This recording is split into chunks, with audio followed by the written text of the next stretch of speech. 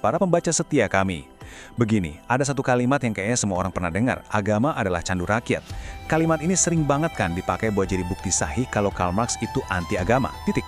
Tapi gimana kalau saya bilang pemahaman yang umum ini sebetulnya ya kurang tepat?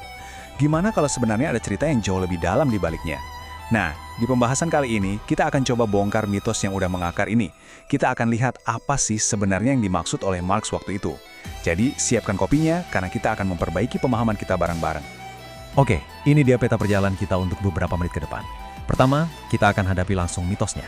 Kedua, kita akan bedah konteks aslinya, ini bagian paling krusial. Ketiga, kita akan lihat perspektif dari kawan seperjuangannya, Friedrich Engels. Keempat, kita loncat ke era modern, melihat gimana dialog antara kiri dan iman terus berlanjut. Dan terakhir, kita akan coba jawab pertanyaan besarnya. Jadi sebenarnya, kawan atau lawan? Yuk, langsung saja kita mulai dari babak pertama. Oke, bagian pertama, mitos itu sendiri. Frasa agama adalah candu ini udah kayak senjata pamungkas dalam banyak perdebatan ya kan? Seringkali cuma dilempar gitu aja. Marx bilang agama itu candu, selesai. Seolah-olah ini adalah sebuah deklarasi perang terbuka terhadap semua orang yang beriman. Tapi coba kita berhenti sejenak dan bertanya, apa ya pemikiran seorang filsuf besar seperti Marx sesederhana itu?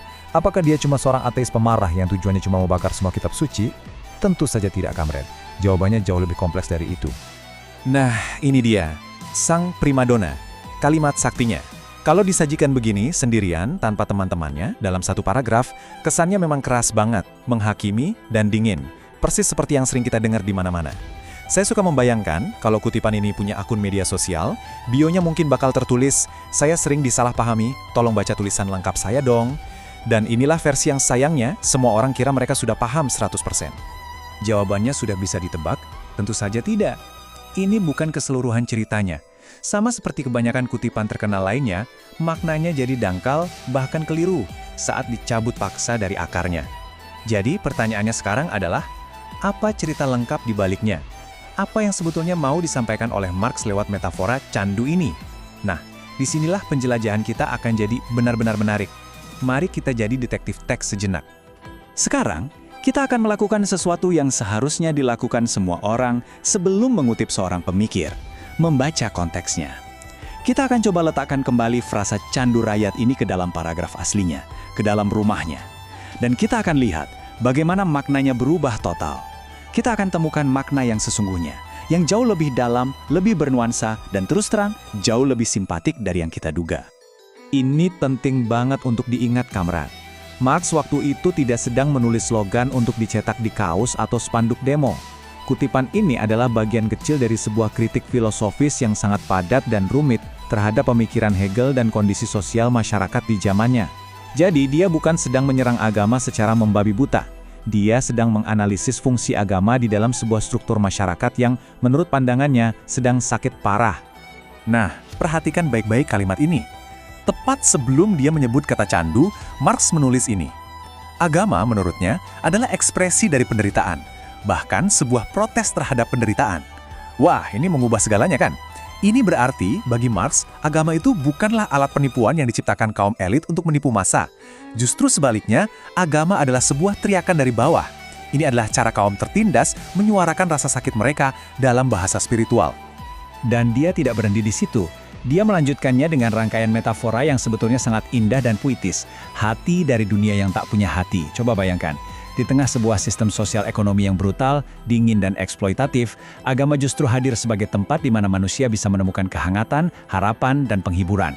Sebuah jiwa di tengah kondisi yang tak berjiwa. Nah, baru setelah mengatakan semua hal yang penuh simpati ini, barulah Marx menulis kalimat terkenalnya, agama adalah candu rakyat. Jadi disinilah letak perbedaan kuncinya. Pandangan yang simplistis, yang sering kita dengar, melihat agama sebagai penyakit itu sendiri. Sebuah kebohongan yang harus diberantas. Sementara pandangan kontekstual Marx melihatnya sebagai obat penghilang rasa sakit, atau candu untuk sebuah penyakit yang lebih dalam. Dan coba pikirkan, kalau ada seseorang yang terus-menerus butuh obat pereda nyeri, masalah utamanya bukan obatnya kan? Tapi penyakit yang menyebabkan nyeri itu. Bagi Marx, musuh utamanya bukanlah agama, tapi kondisi penindasan yang membuat orang-orang butuh agama sebagai pelipur lara. Dan ternyata, pandangan yang bernuansa ini tidak berhenti di Marx seorang. Kolaborator terdekatnya, sahabat seperjuangannya, Friedrich Engels, bahkan melangkah lebih jauh lagi. Kalau Marx melihat agama sebagai keluh kesah atau gejala dari penderitaan, Engels justru melihat adanya potensi revolusioner dalam sejarah agama itu sendiri. Secara spesifik, dia melihatnya dalam sejarah kekristenan awal. Analisis Engels ini luar biasa menarik loh. Dia nggak melihat kekristenan awal seperti yang kita kenal sekarang, sebagai institusi yang mapan dan besar. Sama sekali bukan.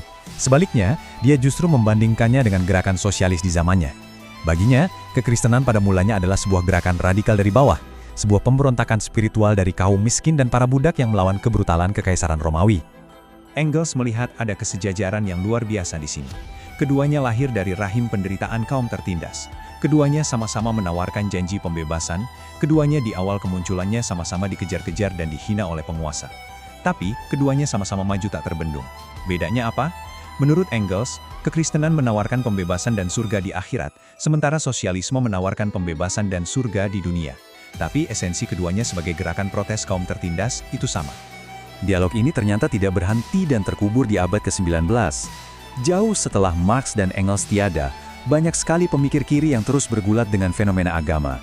Mereka tidak lagi melihat agama sebagai musuh tunggal yang harus dimusnahkan, tapi sebagai sebuah arena perjuangan yang sangat kompleks, di mana nilai-nilai pembebasan bisa bertemu dengan nilai-nilai penindasan. Mari kita lihat beberapa contohnya di era yang lebih modern. Kita ambil contoh pemikir Marxis asal Inggris, Chris Harman. Alih-alih menolak mentah-mentah semua gerakan yang berlabel Islamisme, dia justru menganalisisnya secara materialis. Dia melihatnya sebagai sebuah respons yang kompleks terhadap berbagai hal, konflik kelas, kemiskinan, dan juga imperialisme barat. Dia menunjukkan bahwa di dalam banyak gerakan keagamaan, seringkali ada gema dari kemarahan dan aspirasi kaum tertindas yang sama seperti yang kita lihat di gerakan-gerakan sekuler. Lalu ada juga tokoh yang luar biasa seperti Ali Shariati dari Iran. Dia adalah seorang pemikir muslim yang justru berdialog secara mendalam dengan Marxisme. Shariati di satu sisi mengkritik materialisme yang kaku dari sebagian kaum Marxis, tapi di sisi lain, dia juga meminjam perangkat analisis kelas dari Marx untuk mengkritik kemapanan institusi agama yang menurutnya menindas dan jauh dari semangat pembebasan. Dia menawarkan sesuatu yang sangat unik, sebuah humanisme spiritual yang revolusioner. Dan tentu saja, kita harus bawa diskusi ini pulang ke rumah, ke Nusantara. Kita tidak bisa tidak menyebut nama besar Tan Malaka. Lewat mahakaryanya Madilog, yang merupakan singkatan dari materialisme, dialektika, dan logika, beliau melakukan sebuah upaya yang brilian untuk menerapkan cara berpikir materialis dan dialektis dalam konteks keindonesiaan. Ini adalah bukti nyata bahwa perangkat analisis kiri bukan barang impor yang tidak bisa dipakai, tapi bisa digunakan untuk memahami realitas kita sendiri dengan segala kerumitannya. Jadi, setelah melihat semua ini, dari konteks asli Marx, analisis Engels, hingga dialog di era modern, kita kembali ke pertanyaan awal kita, kawan atau lawan? Apakah iman dan perjuangan kiri ditakdirkan untuk selamanya menjadi musuh bebuyutan? Atau, mungkinkah ada cara pandang lain yang lebih produktif, yang lebih membuka ruang untuk solidaritas? Mari kita coba rumuskan ulang hubungan keduanya. Ini dia mungkin sebuah perspektif baru yang bisa kita pegang. Pertama, alihkan fokus kita. Jangan fokus pada agamanya, tapi fokus pada akar masalahnya, yaitu penderitaan dan penindasan yang nyata ada di dunia.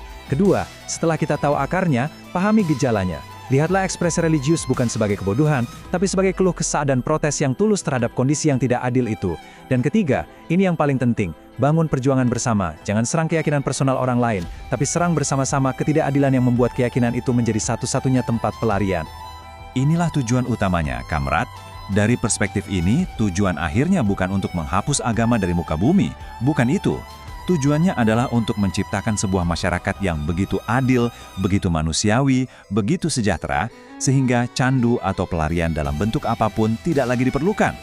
Dengan kata lain, tugas kita adalah menyembuhkan penyakit penindasannya. Jika penyakitnya sembuh, maka orang tidak akan butuh obat pereda nyerinya lagi. Sesederhana itu. Nah, ini akhirnya membawa kita pada sebuah pertanyaan penutup yang mungkin sedikit provokatif, tapi penting untuk kita renungkan. Jika musuh bersamanya adalah ketidakadilan, kemiskinan, dan segala bentuk penindasan, bisakah kaum kiri dan kaum beriman berjalan bersama? Mungkinkah ada titik temu, ada sebuah solidaritas dalam perjuangan untuk menciptakan dunia yang lebih baik dan lebih manusiawi bagi semua? Tentu saja, ini adalah sebuah diskusi yang terbuka. Dan kami benar-benar ingin mendengar pendapatmu, Kamrat.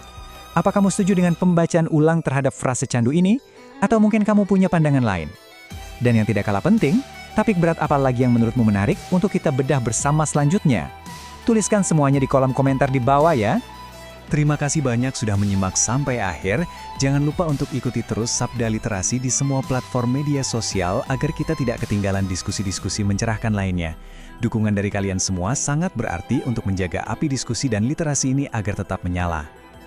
Salam pembebasan.